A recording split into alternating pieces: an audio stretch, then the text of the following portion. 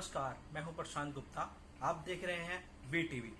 स्वागत है हमारी खास पेशकश शहर की सरकार में। आज हमारे साथ मौजूद हैं नवाबगंज नवाबगंज नगर पालिका अध्यक्ष सत्येंद्र सिंह जी। सत्येंद्र सिंह जी, नमस्कार। मैं नमस्कार आपसे सर। जी, मैं आपसे जानना चाहूंगा कि जो आपका कार्यकाल रहा 5 साल का, तो उसमें आपने क्या विशेष कार्य किए हैं? जी। पिछले 5 साल में पहले तो मैं आपको बता दूं कि बहुत-बहुत धन्यवाद, आपने मुझे अपने चैनल पे इनवाइट किया है और आप मेरा इंटरव्यू कर रहे हैं और मुझे भी आपके चैनल के माध्यम से मैंने जो काम किए हैं वो अपने लोगों तक, जनता तक पहुंचाने का मुझे मौका मिल रहा है। Thank you sir. और पिछले 5 साल में आपको बताऊं, जो भी गवर्नमेंट के द्वारा जो भी विकास कार्य, जो भी योजनाएं चलाई जा रही, तो मैं जिस नगर पालिका परिषद से आता हूँ, यहाँ पर गरीब तबके की और दलित दलित तबके के और गरीब तबके के बहुत सारे लोग रहते हैं। और 2017 में जब मैं यहाँ पर दिसंबर में मुझे नगर पालिका का अध्यक्ष चुना गया, उस दौरान यहाँ पर कम से कम 800 से 900 ऐसे घर थे, ऐसे लोग, ऐसे परिवार थे जिनके पास पक्के घर नहीं थे। और मैंने जो सबसे पहला प्रयास किया, वो प्रयास किया, क्योंकि माननीय मोदी जी और योगी जी दोनों ही केंद्र और राज्य की सरकारों का भी फोकस था और प्रधानमंत्री आवास शहरी योजना का भी शुरुआत किया जा चुका था 2014 में आने के बाद से मोदी जी के केंद्र में। तो मैंने पिछले 5 साल में 99% जो भी छप्पर, कच्चे, जो भी ऐसे आवास थे, उनको 99%, 1% मैं इसलिए कह रहा हूँ कि हो सकता है कि शायद कहीं नज़र ना पड़ पाई हो या कहीं कोई भूल-चूक से रह गया हो। लगभग 700 प्रधानमंत्री आवास मैंने अपने नगर पालिका क्षेत्र में जो भी पात्र थे, उनको दिलाया है। और साथ ही साथ अभी रिसेंटली एक सरकार की योजना चल रही है डूडा की तरफ से, उन्होंने आवास बना करके, सिंगल बीएचके के आवास बना करके दिए हैं। और अभी 1 महीने पहले हमारे यहाँ आवंटन हुआ है लगभग 50 परिवारों को, जिनके पास ना जमीन थी, ना अपनी छत थी, कितने वर्षों से वो कभी किराए पे, कभी कैसे रहते रहे, वो करा है। उसके साथ ही साथ मैंने अपनी कनेक्टिविटी अपने यहाँ लोकल स्तर पे जनता से डायरेक्टली रखी। किसी तरीके का प्रतिनिधि कल्चर नहीं रहा है, लोग डायरेक्टली मेरे से मिलते रहे हैं और सरकार जो कर रही है वो कर रही है। लेकिन मैंने अपने यहाँ जो भी ऐसे नीडी लोग हैं, जिनको शादी-ब्याह में किसी की कोई बीमार है, कोई कुछ है, तो सरकार से जो भी योजनाएँ आयुष्मान की है या सामूहिक विवाह की है, वो एक अलग है। उसके अलावा भी अगर लोग मिलते रहे हैं, तो मैं उनके दवाई-पानी की व्यवस्था, शादी-ब्याह में किसी प्रकार का सहयोग, किसी को किसी प्रकार की इमरजेंसी है, तो उसके साथ जी, रहना, जैसे प्रशासनिक स्तर पे कनेक्टिविटी किसी। जी, हाँ, जी।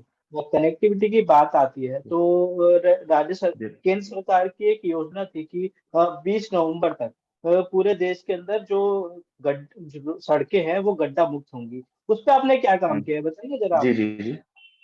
जी।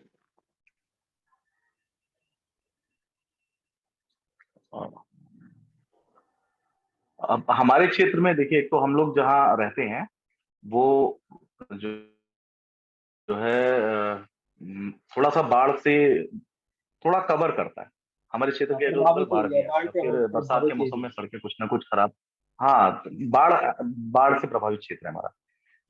तो हमने बाढ़ बाद से भी और पहले भी हमारे यहाँ सड़कों की व्यवस्था सरकार के सहयोग से भी, और प्लस जो ये आपने अभी बताई है, जो 20 नवंबर तक की जो सरकार की योजना चल रही थी, जी, आज हमारे यहाँ आखिरी दिन सड़कों का एकदम व्यवस्था दुरुस्त है। हाँ, तो हमारे यहाँ सड़कों की व्यवस्था दुरुस्त है और गड्ढा मुक्त है। हमारे यहाँ वास्तविकता में ग्राउंड लेवल पे सड़कें गड्ढा मुक्त है। जी, जी। अच्छा, आप मुझे ये बताइए कि हैं। जी। आपने पिछले 5 सालों में जो कार्य किए हैं, तो उसको देखते हुए जनता आपको दोबारा चुनेगी? 100% जनता का ऐसा अपार समर्थन और प्रेम मिल रहा है। 100% विश्वास है कि इस निकाय चुनाव में पुनः जीत करके आप लोगों के आशीर्वाद से आएँगे। अच्छा, अगर जनता आपको अगर दोबारा मौका देती है, तो अगले 5 साल में आपका क्या विज़न है जी। कि आप क्षेत्र में क्या नए कार्य करेंगे? जैसे कि आपने कहा कि बाढ़ प्रभावित क्षेत्र है आपका, तो उसमें मैं ये जानना चाहूँगा कि जैसे ये जी। तो कोई आपदा है तो इसे तो कोई रोक तो नहीं सकता, लेकिन आपकी तैयारियाँ क्या हैं उस चीज़ को लेकर? देखिए, हमारा जो क्षेत्र है, अभी के लिए मैं आपको एक जानकारी और दूँ कि हमारा जो क्षेत्र है, खास करके नगर पालिका परिषद नवादा, जो अयोध्या विकास प्राधिकरण, माननीय मुख्यमंत्री जी ने अपना ड्रीम जो एक बहुत महत्वाकांक्षी योजना बनाई है, अयोध्या विकास प्राधिकरण। तो जी, हम लोग हमारी नगर पालिका परिषद भी उस प्राधिकरण क्षेत्र में आ गई। जी, जी। और निश्चित रूप से हमें ये विश्वास है, चूंकि प्राधिकरण ने अपना काम शुरू कर दिया है और इस बार के जो बाढ़ की विविधता है और सारी चीजों को माननीय मुख्यमंत्री जी ने स्वयं भी देखा है और हम लोगों ने भी अपनी बातें उनके स्तर तक पहुंचाई हैं। अपने जो और जनप्रतिनिधिगण हैं उनसे हम लोग भी मिले हैं और भी जो यहाँ के जनप्रतिनिधि मिलते हैं उनके माध्यम से भी पहुंचाई है। तो निश्चित रूप से अब हमें विश्वास है कि आने वाले 5 साल में ऐसा कुछ ना कुछ तो व्यवस्था होने ही वाली है और हम लोगों को ऐसा सुनने में भी आया है कि माननीय मुख्यमंत्री जी का ऐसा कुछ है कि ये जो बाढ़ से जो हम लोगों का क्षेत्र प्रभावित है, इसके लिए बांध या किसी तरीके का कोई सिस्टम ऐसा डेवलप करने वाले हैं कि जो लॉस हो रहा है हमारा बाढ़ से वो आगे ना हो। जी, जी। क्योंकि ये जैसे कि बड़ा आप विषय है और जी, जी, क्योंकि ये आप बड़ा अपना विषय है कहना और चाहें? बिना राज्य सरकार या केंद्र सरकार जी, राज्य या केंद्र सरकार के सहयोग के बिना वो संभव ही नहीं। जी, जी। जैसे कि आपके जो स्थानीय जी। सांसद हैं, बिल्भूषण शरण सिंह जी हैं, तो उनकी उनके द्वारा आपको क्या मदद मिलती है? इसमें आपको सहयोग मिलता जी। है इस चीज़ का?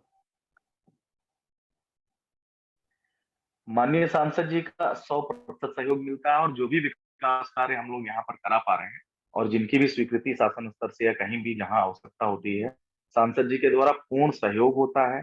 जहाँ उनके आवश्यकता पड़ती है उनको व्यक्तिगत रूप से मिलने की, वो मिल करके पैरवी करते हैं। जहाँ उनके लेटर पैड्स है, लेटर हेड्स की आवश्यकता होती है, तत्काल उपलब्ध होती है। उनकी उपलब्धता भी है और उनका पूरा आशीर्वाद भी है और उनकी ओर से 100% सहयोग मिलता है। जी। छतरपुर जी, जैसे कि आपने मुझे बताया कि आपसे लोग ईज़ी टू एक्सेस हैं कि मतलब आपसे डायरेक्ट संपर्क कर जी, सकते हैं। तो इसके लिए कोई आपने जी, जैसे कि जी। हर एक व्यक्ति जो भी जनप्रतिनिधि होता है, तो उसने जनता दर्शन के लिए एक तो आप एक इसके लिए कुछ खास कार्य करते हैं? कि जी, मैं बताता हूँ आपको। जी, मैं बताता हूँ। जब मैं 2017 में चुना गया पहली बार, तो जब मैंने चूँकि नगर पालिका का अपना सिस्टम है, अपने ऑफ़िस ऑफ़िस ज्वाइन की, तो मुझे स्टाफ ने बताया कि आपसे पूर्व जो चेयरमैन साहब थे, मेरे से पूर्व जो रहे वो लगभग 25 साल उनका पूरा परिवार मिला करके रहा। तो उन्होंने ये बताया कि वो चेयरमैन साहब ऐसा सिस्टम चलाते थे कि मंगलवार को पालिका दिवस आयोजित होती थी और हर मंगलवार को लोगों की बातें सुनते। तो मैंने भी शुरू किया कि ठीक है भाई, पालिका दिवस चलता था तो बैठेंगे, लोगों की बातें सुनेंगे। लेकिन मैंने साथ ही साथ एक काम ये किया कि मैंने कहा कि जब समस्या सुननी ही है और मैं राजनीति में आया हूँ, समाज सेवा के लिए आया हूँ, तो फिर सप्ताह के एक ही दिन क्यों करना? सप्ताह के सातों दिन क्यों नहीं करना? तो मैं सुबह रोज 2, 3, 4 घंटे जो भी 7 बजे से लेके 10 बजे तक जब तक मुझे कहीं निकलना ना हुआ, किसी कार्य से जिले पे जाना हो या किसी अन्य कार्य से जाना हो, तो 2-3 घंटे रोज सुबह और 2-3 घंटे रोज शाम में बैठने लगा। और इसका असर ये पड़ा कि 1-2 सप्ताह, 3 सप्ताह तक तो पालिका दिवस में लोग आते रहे अपनी समस्या लेकर के। धीरे-धीरे पालिका दिवस का औचित्य समाप्त हो गया। लोग आते ही नहीं थे क्योंकि मेरी उपलब्धता इतनी है, सुबह-शाम जब मैं मिल रहा हूँ, तो क्यों कोई मंगलवार का इंतजार करे, क्यों पालिका दिवस में आए? वो लोग अपनी बात लेकर के रोज सुबह-शाम मेरे पास, मेरे घर पे या मैं ऑफिस में हूँ, ऑफिस पे मैं 24/7 अवेलेबल हो गया कि एक दिन नहीं रहेगा पालिका का। रोज पालिका दिवस होगा, रोज बातें सुनी जाएगी और रोज जो भी काम है निपटाए जाएंगे। जी, जी। अच्छा, जैसे मैंने विज़न की बात की थी, तो अगले 5 सालों में आपका क्या विज़न होगा? आपको उसको जी, लेके ज़रा थोड़ा-सा मुझे बताइए, अगर जनता आपको दोबारा मौका जी। देती है। दोबारा चुनती है तो फिर से मेरा इस 5 साल भी रहा है और मैं फिर से बताऊँ आपको कि जनता की सुरक्षा, जनता के लिए उपलब्धता और जनता के जो आवश्यक विकास कार्य हैं, जिससे जनता को लाभ हो, ऐसे कार्यों को प्राथमिकता देकर के सुरक्षा, उपलब्धता और विकास, ये 3 मेरे सबसे प्रमुख विज़न हैं कि इन तीनों पे ही मुझे आगे 5 साल फिर काम ठीक है सचिन जी, उम्मीद करता हूँ कि आपको जनता दोबारा से चुनेगी और आपके अपने जो अध्यक्ष पद का जो गरिमा है उसको आप बरकरार रखेंगे और